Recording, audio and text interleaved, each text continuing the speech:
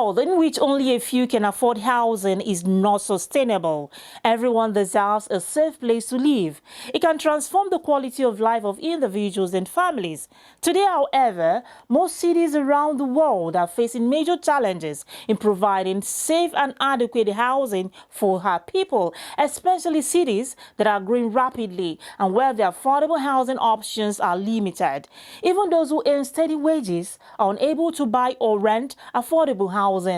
Nigerians have had to live with the promises of housing for all by the year 2000, 2010, 2015, and even 2020.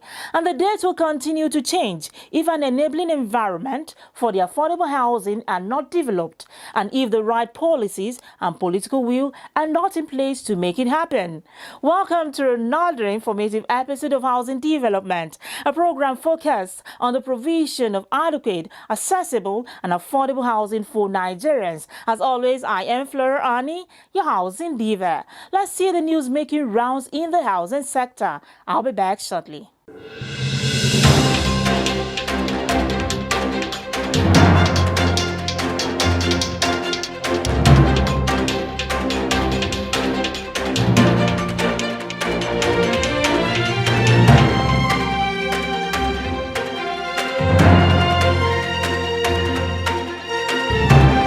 Rising security challenges in Nigeria, which have impacted all businesses, are taking a deadlier toll on the hospitality sector, especially in the northern part of the country, with dwindling investment in the sector due to perceived unsafe business environment. This correlates with recent findings by construction industry professionals that reveal that an estimated 56,000 construction projects valued at 12 trillion naira have been abandoned across Nigeria's 6 geopolitical zones for various reasons. These projects belong to private and public sector organizations, meaning that savings, bank credits, and taxpayers' money have been buried, leading to loss of jobs and income that affect so many people. Besides security concerns, most of the projects, according to Abator, President, Nigerian Institute of Quantity Surveyors, NIQS, were abandoned due to poor research on the monetary estimates required for them. Hospitality sector, as a segment of the real estate market, is a major victim. Despite the boom in the hospitality sector in the last 2 decades, no foreign branded hotel is located in northern Nigeria except Abuja, which investors who shun the other states in the region perceive to be safe. The Council for the Regulation of Engineering in Nigeria, COREN, has warned universities and other tertiary institutions in Nigeria to henceforth stop producing engineering graduates who can't solve technological problems confronting the country. To this end, the Council has commenced training of engineering lecturers on outcome-based education (OBE), an approach that focuses on how best students utilize the knowledge gained inside the classroom rather than what they can memorize in class.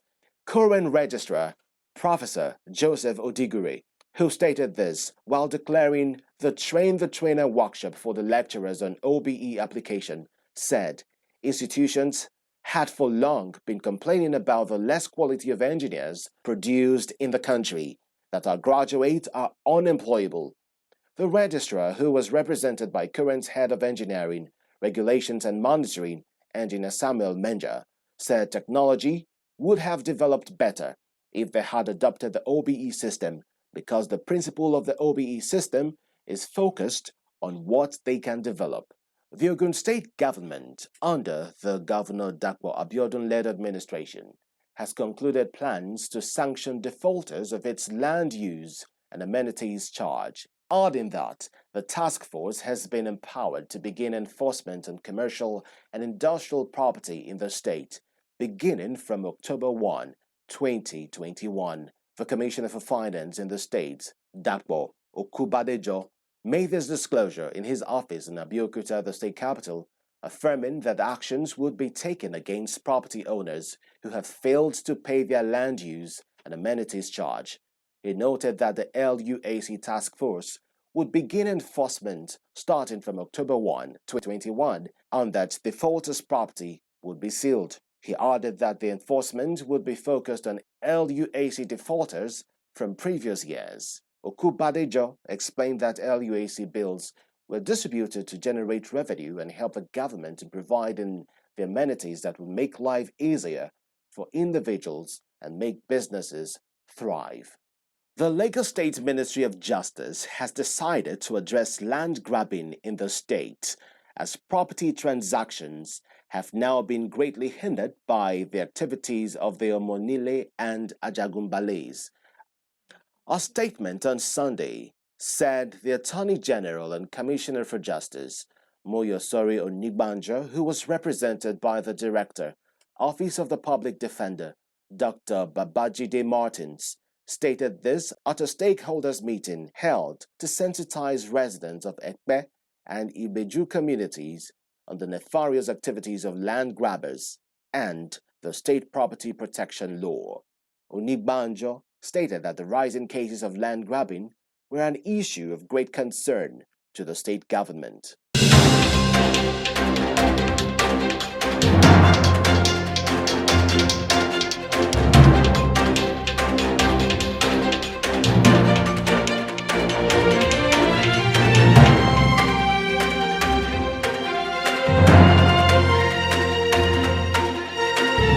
For more housing news, do well to visit www.africanhousingnews.com. On Friday, 1st October, Nigeria will be celebrating her 61st independence anniversary. As Nigerians and Nigeria celebrate this day, what is the hope for the common man to own a home? What has been the progress of home ownership of Nigerians, especially civil servants? Good, fair, or bad? Now these Nigerians have this to say.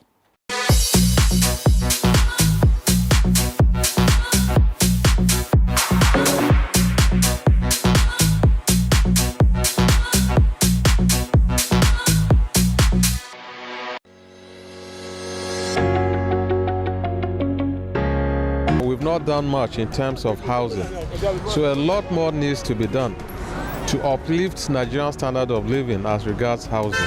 Now, there's a big problem when it comes to this issue of providing houses for low-income earners in Nigeria, because at the end of the day, it's those who are well-to-do who come over and buy these houses, meaning that the people whom these houses are meant for at the end of the day do not enjoy them because the cost is not actually that low.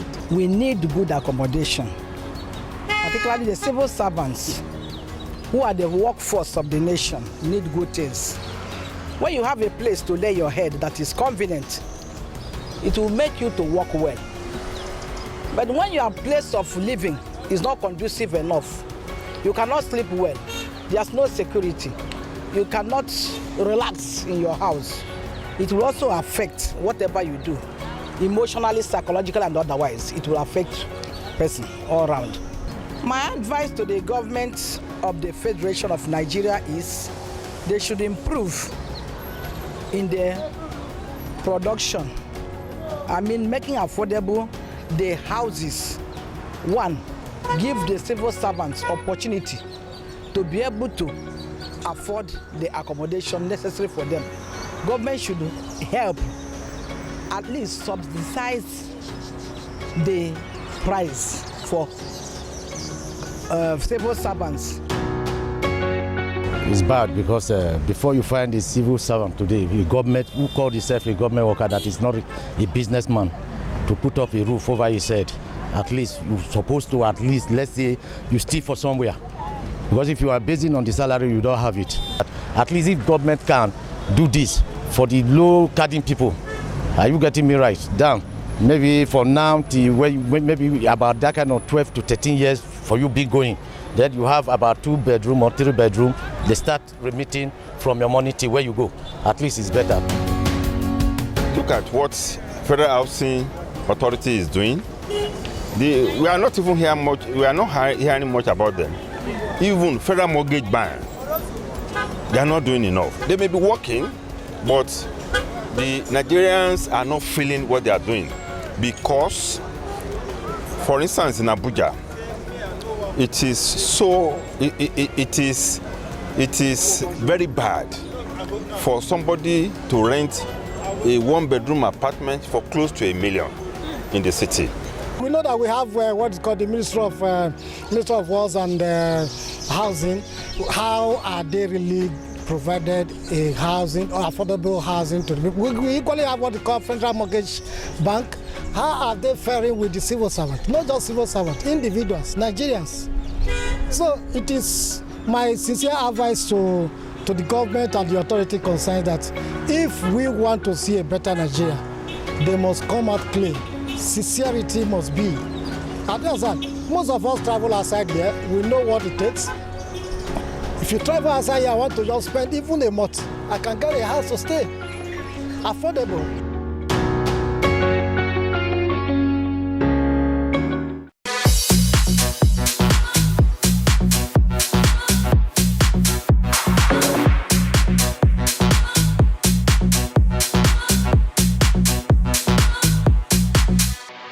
Voices on the street there. Affordable, accessible and livable accommodation is very paramount for the well-being of the low-income Nigerians. As we celebrate 61st Independence Anniversary, let's look for practical solutions to home ownership issues of low-income Nigerians.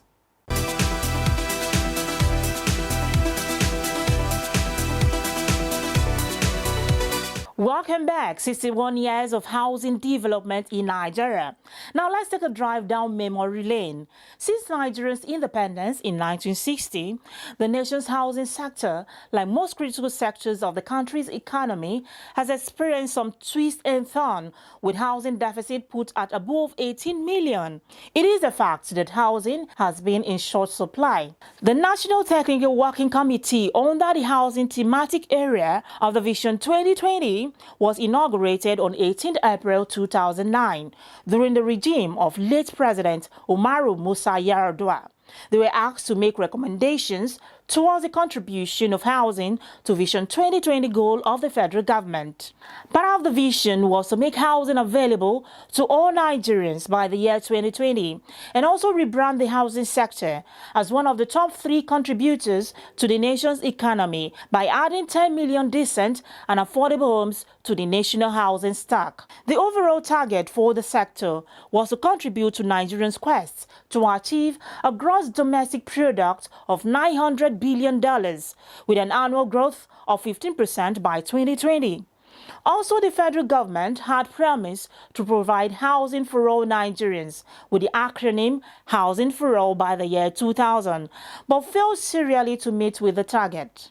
The 2012 National Housing Policy, which also aimed at providing affordable housing for Nigerians, was drafted during the tenure of former President Goodluck Jonathan. The policy didn't yield positive results either. Now to the present administration. The administration of President Muhammadu Buhari in 2016 promised to embark on a national housing program across the 36 states, including the Federal Capital Territory. What has been the progress of these? During an interactive section on the state of Nigerian housing sector at 61, the stakeholders say collaboration and access to finance are key to an improved housing stock. Let's have a look.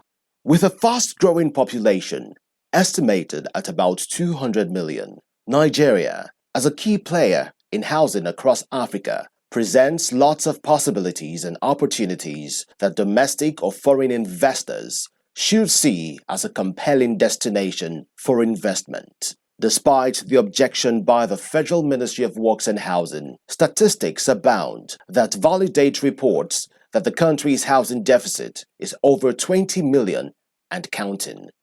During an interactive session on the state of Nigeria's housing sector, leading stakeholders say even at 61, Nigeria still has an opportunity to recreate its approach to housing delivery to help the nation create the right collaborative window that will ensure the delivery of affordable homes to middle and low-income earners. I've never been of two minds, By the grace of God, I've been working in the housing sector for the last 20 odd years, perhaps a little more. And my goal has really been very, very clear. The low income. If we cannot meet the the needs of the poorest in the society, then we're not yet there. I mean, we're only as strong as the weakest link, like they say. Our focus really should be on ordinary people. I find that because it seems so difficult to do, most people, developers, policymakers, governments are running away from it, you know. But I'm totally impressed with His Excellency, the Vice President, who is a total advocate of ensuring that ordinary people, and when I say ordinary people, I mean the entire mass, people who earn even the minimum wage, are able somehow to access basic or decent housing. Nobody should have to stay out and be beaten by the elements. I think what we can do, the best thing that we can do, is to advocate for these people. I mean, the rest will take care of itself once we've taken care of that level.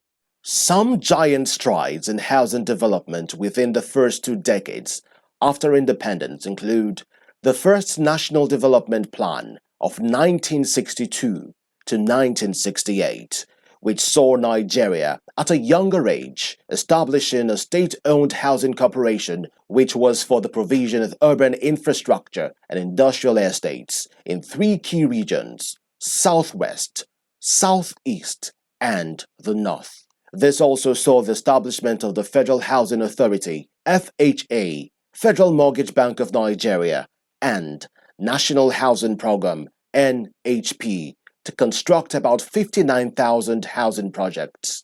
Unfortunately, all these efforts are slowly amounting to something significant due to factors that include policy reversals, lack of an effective mortgage system, and poor infrastructure development. We're probably not where we want to be, but we're significantly further ahead from where we were. So there is quite a lot of progress. There is more to do. And I think that what I see is a concerted effort by various partners, various stakeholders, but more significantly, for the first time, I think since independence, I can see that housing is occupying a central role in government policy and an increasing recognition that housing has a role to play in lifting Nigerians out of poverty and in developing our economy. And I think that is a big, big achievement. And I congratulate this administration. I congratulate our leaders for leading us to this point. I think it provides a platform for great achievements going forward. So there is really a cause to celebrate. There are 2 things that we must do urgently about the sector. Number 1 is that we have to commoditize housing. We have to get to a level that people are able to buy and sell houses the same way they buy bread on the street. We have to streamline the legal framework such that people are enabled to buy housing. We have to convert houses to stocks. You can buy.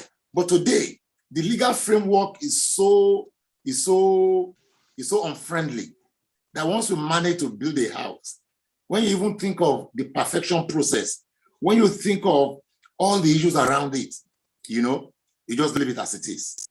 So we are unable to commoditize housing. The second thing is that we have to industrialize the process. Today, we're still building houses. We have to start manufacturing houses. The only way we can get close to reducing the deficit is we have to start manufacturing houses. We have to standardize the process. All these that we are still calling Baba Sharafa, Baba Toi, Baba Tower, as bricklayers, and it can only take us so far. And people make the mistake, and people make the mistake to say that if you industrialize the process, it leads to employment. That's not correct. As a matter of fact, it has a multiplier effect on the entire value chain, because all you do is either you prefab or you standardize your building blocks, and you are still able to deliver. We are able to deliver faster, we are able to deliver better, we are able to deliver with greater efficiency and efficacy. That is where we need to go.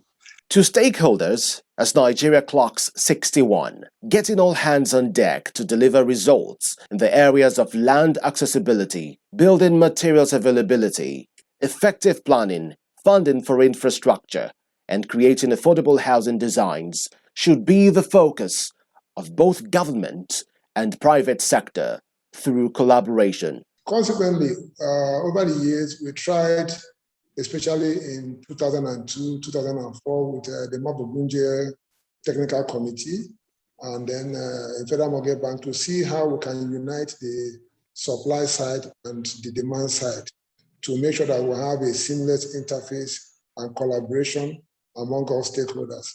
One other thing they did was also to identify the stakeholder institutions that were involved in housing. They were able to get the Building Material Producers Association of Nigeria fund. They were able to strengthen the Mortgage Bankers Association of Nigeria. And they were able also to strengthen, to create the Real Estate Developers Association of Nigeria. And all this they did was to ensure that through Federal Mortgage Bank and through the then newly created Federal Ministry of Housing, that we can have the voice on the street among the investors and the professionals in the industry to be at the boardroom, at the table where decisions and policies are made. That was a good development, which I would think that we still need to visit to make sure that there's a robust collaborative roadmap for addressing this critical need of our people. Meanwhile, stakeholders have also urged the federal government under the administration of President Muhammadu Buhari to prioritize infrastructure development, including but not limited to the construction of quality roads, improved and affordable transport system, and provision of constant electricity to aid housing development. There you have it, assessment of the housing sector by major stakeholders in the industry as they analyze 61 years of housing development in Nigeria. We must not relent in our effort in making the housing sector one that will contribute immensely to the nation's GDP as we build more low-cost, affordable housing for Nigerians.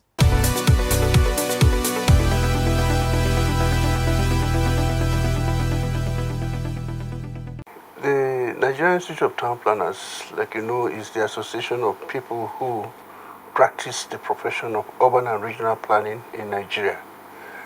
As part of our capacity building programs, you know, we have a national conference every year. Now, this year, the national conference is going to be held in the city of Port Harcourt, popularly called the Garden City of Nigeria. Now, it is all about building Nigerian cities for resilience and sustainability. The conference actually is going to start from the 25th of October through 29th at LA King's Hotel, BON, that is Bone Hotels, along Sarewa Street in Port Harcourt. It's actually a very, very well-loaded program that is not involving just members of the Institute, but lovers of the environment from all across the world. Up next is our Women's Crush Wednesday. Who do we have as our crush? Well, let's find out. This personality is a woman of great experience and success in the oil and gas industry as well as real estate sector. Her quest for educational pursuits and continuous personal development has seen her bag 3 master's degrees in physiology, business administration, and social work.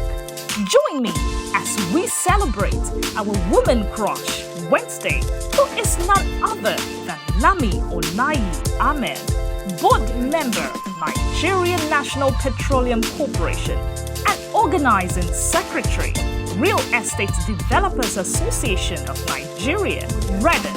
Lami Ahmed is an accomplished businesswoman and philanthropist who is involved in several charity endeavors and humanitarian services across the country. She has over 30 years of working experience covering the entire value chain of the oil and gas industry including housing. She is a lover of sports and great golfer who also rose to the position of Lady Captain of the prestigious IBB International Golf and Country Club. No wonder Lami Ahmed has been chosen as our woman crush this Wednesday. As Nigeria celebrates her 61st independence anniversary, there is a need to act expeditiously to make housing affordable to all. On that note, I say thanks for watching Housing Development. Happy 61st independence anniversary, Nigeria. We are one nation, bound in freedom, peace and unity, and together we can surmount these challenges facing the nation. I remain Flora Ani, your housing diva. God bless Nigeria.